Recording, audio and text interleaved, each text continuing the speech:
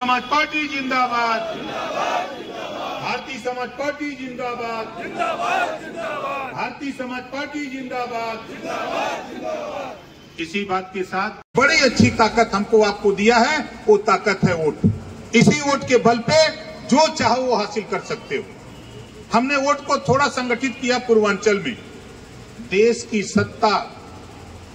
की सत्ता की पार्टी भारतीय जनता पार्टी ने बुलाकर भारतीय समाज पार्टी से समझौता किया 2017 में। हमने आपके अधिकार को लेकर के सामाजिक न्याय समिति की रिपोर्ट लागू करने के लिए विवाद हुआ। लोग मंत्री बनने के लिए परेशान रहते हैं, लेकिन ओम प्रकाश राजभर ने मंत्री पद से इस्तीफा देकर के चला गया। किसके लिए? आपको एहसास करने के लिए। देखो हम चाहते क्या, देश में देश की सरकार, प्रदेश की सरकार कानून बना रही है। हम बेशक एनडीए में हैं, मोदी जी योगी जी के साथ हैं, कानून बन रहा है, एक देश एक राशन कार्ड। बलिया का व्यक्ति अगर वो चाहे तमिलनाडु तो राशन ले सकता है। अगर गाजीपुर का व्यक्ति चाहे तो गाजियाबाद आके राशन कार्ड ले सकता है, राशन उठा सकता है। एक कानून बन गया। एक देश एक चुनाव कानून बनाने की तैयारी हो रही है और आप लोग बैठे हो। हम आपसे कहना चाहता हूं, पूछना चाहता हूं कि कम से कम मुर्दा से भी हम सीख लें कि अगर वो मरने के बाद भी 4 आदमी इकट्ठा कर सकता है तो हम तो चाहते हैं इस देश में एक देश एक समान शिक्षा का भी कानून देश में पास होना चाहिए। जो पाठ्यक्रम सरकारी स्कूल में है वही पाठ्यक्रम प्राइवेट स्कूल, जो सरकारी स्कूल में है और प्राइवेट स्कूल में, दोनों में अंतर है। बोलो अंतर है कि नहीं है? हम यही चाहते हैं जो प्राइवेट में है, जो प्राइवेट में पाठ्यक्रम है, जो पढ़ाई प्राइवेट स्कूल में है वही पढ़ाई सरकारी स्कूल में लागू किया जाए और फ्री किया जाए। पढ़ाई, भोजन, वजीफा, कपड़ा, जूता, मोजा, टाई, बैग, साइकिल फ्री, बिना पैसा में पढ़ाने का कानून। जब एक देश एक राशन कार्ड का कानून बन सकता है तो एक देश समान शिक्षा का भी कानून देश में बनना चाहिए। इस बात को लेकर आप बताओ कितने लोग चाहते हो कि ये कानून बनना चाहिए? आप बताओ। पानी देखे हो आप लोग तालाब का? तालाब का पानी तो हमको अंदाज सब लोग देखे होंगे। तालाब के पानी में एक पत्थर का टुकड़ा उठा के आज से रिहर्सल कर लेना।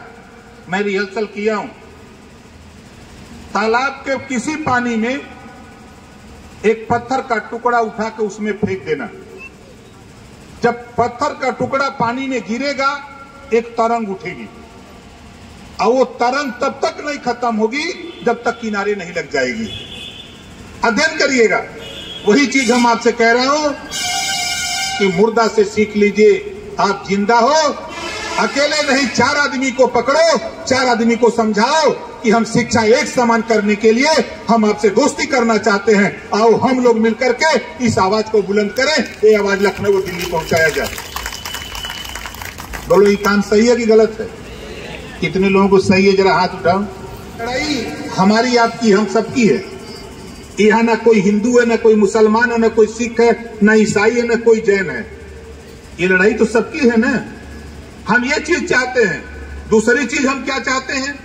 आप देखो देश में हम विधायक हैं गाजीपुर जहूराबाद से, और 6.5 साल के अंदर गरीबों के इलाज ऑपरेशन के लिए 17 करोड़ रुपया मैंने दे दिया। 17 करोड़ रुपया। किसी को 5 लाख, 8 लाख, 10 लाख, 12 लाख, 15 लाख रुपया, जिस तरह का जिसका ऑपरेशन इलाज कराना था हमने दे दिया। वो कहां से दिया? विवेकाधीन कोष है मुख्यमंत्री के पास। ये बात मैं आपके बीच में हापुड़ में बोल रहा हूं तो कुछ साथियों को लगता होगा कि माइक पर आकर के नेता तो बहुत बोलते हैं, लेकिन आप सोचो विधानसभा के अंदर लखनऊ में 403 विधायकों के बीच में सूबे के मुख्यमंत्री योगी आदित्यनाथ जी ने कहा कि 403 विधायकों में गरीबों के इलाज के लिए सबसे ज्यादा रुपया अगर कोई दिया तो ओम प्रकाश राजभर ने दिया है। ये सदन के अंदर बोला। अब आप बताओ, आपका विधायक, आपने वोट तो दिया होगा। हम विधायक का विरोध नहीं करते, लेकिन जो संविधान में व्यवस्था है जो जानकारी होना चाहिए ना। आप बताओ, यहाँ इतने लोग हो, आप ईमानदारी से बताओ, क्या विधायक जी किसी गरीब को ऑपरेशन के लिए रुपया दे रहे हैं? बोलो। और दूसरी बात सुन लो, विधायक निधि से 25 लाख रुपया कैबिनेट से पास हो गया है। 25 लाख रुपया विधायक अपने क्षेत्र में, अगर कोई गरीब कमजोर बीमार होता है, 1 लाख, 2 लाख, 5 लाख, 4 लाख, 6 लाख, 10 लाख, वो रुपया अलग अलग मरीज को अपने क्षेत्र में वो अपनी कलम से दे सकता है। इतना पैसा 25 लाख उसके खाते में जमा है। आप बताओ, कभी आपने विधायक के पास गए? नहीं जाते हो। ये मैं क्यों कह रहा हूं? मैं भी विधायक हूं। मैंने अपने विधानसभा में 25,000 लोगों को जुटा के कहा कि पता कर लेना, कोई भी गरीब बीमार हो, ऑपरेशन कराना हो, इलाज कराना हो, विवेकाधीन कोष से पैसा दूंगा, मुख्यमंत्री कोष से पैसा आरोग्य योजना से पैसा दूंगा, जो प्रधानमंत्री जी की योजना है आयुष्मान कार्ड 5 लाख हो, उसके अलावा हमसे भी 25 लाख रुपया 1 साल के लिए 25 लाख रुपया मुझे मिला है। जिसको चाहो उसको दिला दो, खाली एक चिट्ठी हमको लिख के दे दो कि हम आपको जानकारी के लिए बता रहा हूं। अपने क्षेत्र के विधायक से तो फोन मिला देना मुझे, फोन मिला देना मुझे, उनको तलब करा दूंगा मुख्यमंत्री के सामने कि आपने कानून बनाया 25 लाख, तो ये विधायक नहीं दे रहे हैं पैसा, वहां की जनता कह रही है। बोलो, ये योजना है, इसका लाभ आपको मिले, हम इसके लिए परेशान हैं। जब हम दे सकते हैं 17 लाख, 17 करोड़, आपका विधायक 17 लाख नहीं दे सकता क्या? कुछ करना होता नहीं। एस्टीमेट सरकारी हॉस्पिटल से दे दो, आय प्रमाण पत्र दे दो, आप आधार कार्ड की फोटो कॉपी दे दो, 10 दिन के अंदर आपके हॉस्पिटल पैसा पहुंच जाएगा, गरीब का इलाज फ्री में हो जाएगा, 1 रुपया नहीं लगेगा।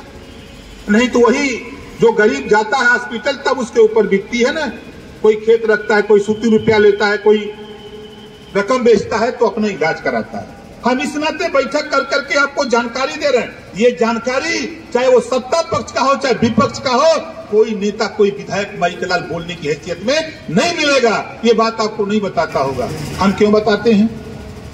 हम भी तो विधायक हैं, हम भी चाहते तो 25 लाख रुपया मिला हुआ है, धीरे से निकलवा लेते, हम भी अपना छानते घोटते, लेकिन हमारा मकसद नहीं। हमारा मकसद, मैं विधायक हूं, 1 भी रुपया किसी संस्था को नहीं दिया हूं, जनता का पैसा जनता के बीच में काम में लगाया हूं, तब आकर के आपके हापुड़ में, आपके पिलकुआ में भाषण दे रहा हूं। नहीं तो हम भी जनता के बीच में गिड़गिड़ाते कि आप हमको वोट दो। आज मैं पिछली बार 22,000 से जीता और 5 साल में 16 दिन गया था विधानसभा, लेकिन हर गरीब के दरवाजे पर हमने अपनी वहां 100 लोगों की टीम बनाई है, अलग अलग, किसी के सुख में दुख में हर जगह टीम जाती है। थाने की समस्या, तहसील कचहरी की समस्या खुद हल करा देते हैं। जहां जरूरत पड़ती है हम फोन से एसपी और डीएम कमिश्नर से बात करके समस्या का समाधान करते हैं। जब जाते हैं वहां तो वहां की जनता कहती है, नेताजी अगर जहूराबाद में व्यवस्था है, आप जाओ पूरे उत्तर प्रदेश में व्यवस्था लागू करा दो, ताकि हमारी तरफ चारों तरफ सुविधा मिलने लगे। इस नाते वहां नहीं रहने देते, हम भाग भाग के आपके बीच में आते हैं। ये लड़ाई आपको हम इस नाते, हम जहां खड़े हैं ये मेरठ मंडल है, मेरठ मंडल है।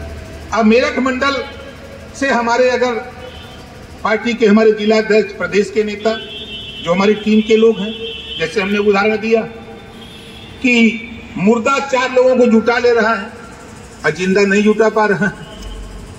अब सोचो कितनी तकलीफ की बात है। हमारा मकसद कहने का है कि लड़ाई लड़ रहे हो तो मजबूती से लड़ो, और वो मजबूती पैदा करो कि जैसे मोहम्मद साहब ने कहा है कि खुद को कर बुलंद इतना, खुद को कर बुलंद इतना कि खुदा खुद बंदे से पूछे कि बता तेरी रजा क्या है? और आप लोग कहते हो कि कोई सुनता नहीं है। अरे झुकती है दुनिया, झुकाने वाला चाहिए। कौन नहीं सुनेगा? जिस शेर के साथ हो आप लोग भाई, सियार मत बनो मेरे भाइयों। जब टीवी में आता है, सोशल मीडिया पे बोलता है, तब बोलो आपको ऊर्जा मिलती है कि नहीं मिलती है? कितने लोगों को मिलती है? सबको मिलती है। तो ये लड़ाई जब है साथी, ये लड़ाई देखिए, अभी उर्वशी जी बोल रहे 33% रिजर्वेशन। हम आपको जानकारी देंगे आज। 33% रिजर्वेशन महिलाओं के लिए कानून बन गया। महिलाओं के लिए कानून बन गया कि अब जिस तरह पंचायत चुनाव में सीटें आरक्षित होंगी, उसी तरह महिलाओं के लिए भी 100 एमएलए की सीट में 33 महिला लड़ेंगी। 100 में 33। अब आप सोच लो, हम आपसे अपील करते हैं, निवेदन करते हैं कि जो हमारी आपकी बहन बेटियां पढ़ लिख रही हैं, उनको राजनीति में ले आओ, उनसे भी भाषण सिखाओ, मंच पे माइक पे बुलवाओ, ताकि सदन के अंदर वो जाए तो अपनी लड़ाई खुद लड़ सके, ताकि कोई जुल्म जातीय अत्याचार का मुकाबला करना हो तो सदन में खड़ा होकर के अपनी बात कह सके। देखो, आज के तारीख में राजनीति में 33% आरक्षण हो गया। अभी बाकी है थोड़ी लड़ाई। उर्वशी जी और सुमन जी, अभी लड़ाई बाकी है।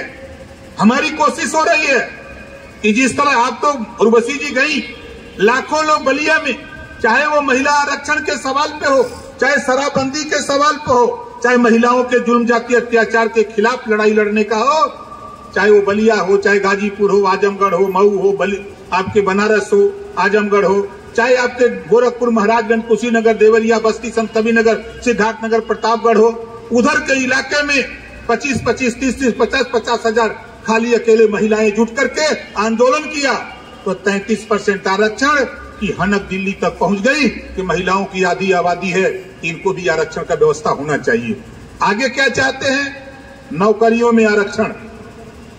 हम चाहते हैं कि हमारी बहन बेटियां जो पढ़ रही, उनको हम चाहते हैं दरोगा बने, सीओ बने, एसपी बने, तहसीलदार बने, एसडीएम बने, डीएम बने, कमिश्नर बने।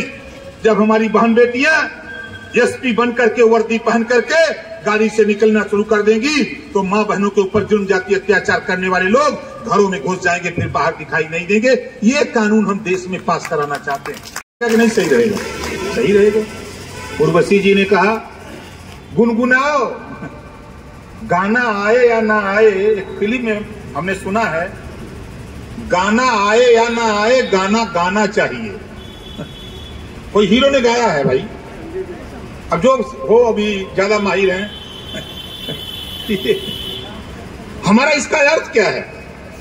आप कुछ गुनगुनाओ, अपनी बात कुछ बोलो।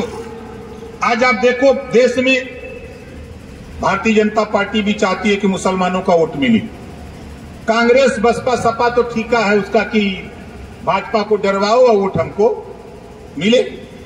लेकिन इनके विषय में जरा सोचो, ये भाजपा के डर से सपा को वोट देते हैं, भाजपा के डर से कांग्रेस को वोट देते हैं, भाजपा के डर से बसपा को वोट देते हैं। भाजपा कर क्या रही है? आप मत जाओ भाजपा के साथ। मैं कहता हूं, कोई भी जुल्म जातीय अत्याचार आपके ऊपर हो रहा है, आप ओम प्रकाश राजभर के साथ जुटो, हम आपके साथ खड़े नजर आएंगे। आप देखो हम क्या चाहते हैं। आजादी के बाद नौकरियों में यहां 35% थे, कांग्रेस ने इतना विकास किया। आज आप नौकरियों में 1% नहीं रह रहे हो। 1% नहीं रह रहे हो। कोई नेता, जो आपके समाज का जो नेता एमएलए एमपी बनता है, उसकी जबान नहीं खुलती है कि अपने नेता के सामने बोले कि हमारा जो हिस्सा है, आप मुख्यमंत्री हो तो हमारा हिस्सा दे दो। हिस्से की बात नहीं करता है, वो खाली आता है तो भाषण देता है, बीजेपी के खिलाफ नफरत का बीज आपके सामने बोता है। बंद करो। यह देश नफरत से नहीं, भाईचारा से चलेगा। इस देश में एक संस्कृति रही है सबको मिलकर चलने के लिए। इस नाते नफरत की बात छोड़ो, हम सब लोग मिलकर के अपने हक के लिए लड़ाई लड़ें। हम जब तक अपने हक की लड़ाई नहीं लड़ेंगे, अपने सम्मान की लड़ाई नहीं लड़ेंगे, इसी तरह लोग डरवाते रहेंगे, हमारा आपका वोट लेते रहेंगे और वो शासक बनते रहेंगे और हमको आपको गुमराह करते रहेंगे। आप तो वोट देते हो। हम एक समस्या बता रहे हैं, यहाँ जितने लोग हो, आप बताओ, थाने पर जाना होगा, दरोगा जी के पास जाना होगा, बोलो छूट जाती है कि नहीं छूट जाती? दरोगा जी के पास जाने की जब होती है तो हिम्मत छूट जाती है। क्यों? आज के तारीख में एक कान खोल के सुन लो साथियों, 1531 थाने उत्तर प्रदेश के 75 जिले में हैं। 75 जिले में कहीं भी जाओ, चौकी पे जाओ, थाने पे जाओ, सीओ के पास जाओ, एसएसपी के पास जाओ, कहीं जाओ, एक पीला साफा टांग के जाओ। जब उनके सामने जाओगे तो तेरी शकल में उनको ओम प्रकाश राजभर नजर आता है। अब जाओ तो सही। आप डर बस जाते नहीं हो, डरते हो कि कहीं दरोगा जी घुरुक नहीं देंगे। अरे पुलिस विभाग की लड़ाई लड़ने का काम अगर प्रदेश में कोई विधायक, कोई नेता कर रहा है, किया है, तो ओम प्रकाश राजभर के अलावा कोई सदन में आज तक ना बोला है, ना बोल पाएगा उनके विषय में। चाहे उनके 18 से 20 घंटा, 16 घंटा ड्यूटी करते हैं, तनख्वाह 8 घंटा, तनख्वाह 8 घंटा, और नेता से हाथ उठाते हैं। और जब पुलिस विभाग की तनख्वाह बढ़ाने की बात आती है तो हथौड़े नहीं उठता है, बात ही नहीं करते। इनके चाहे वर्दी भत्ता की बात हो, चाहे भोजन भत्ता की बात हो, और चाहे पहले तो था साइकिल अलाउंस मिलता था 200। जब मुख्यमंत्री के सामने विधानसभा के अंदर जब मैंने बात रखा कि उत्तर प्रदेश के किसी थाने में साइकिल नहीं है, महोदय मोटरसाइकिल आ गई, अब 3000 रुपया महीना मोटरसाइकिल अलाउंस दो, तो 300 कर दिया, 200 से बढ़ा के 300। फिर एक दिन चापे तो 500 हो गया। लेकिन 500 हुआ तो मुख्यमंत्री जी ने कहा अब साइकिल अलाउंस नहीं, ये मोटरसाइकिल अलाउंस होगा। फिर मैं मिला, हमने कहा मान्यवर 500 काहे किए हो, 3000 करो। अरे कहा इकट्ठे न बड़ी हो जाई। जानते हम ये लड़ाई क्यों लड़ रहे हैं? इसके पीछे भी बहुत बड़ा कारण, इनकी समस्या कोई सुनता नहीं, न कोई बोलता है।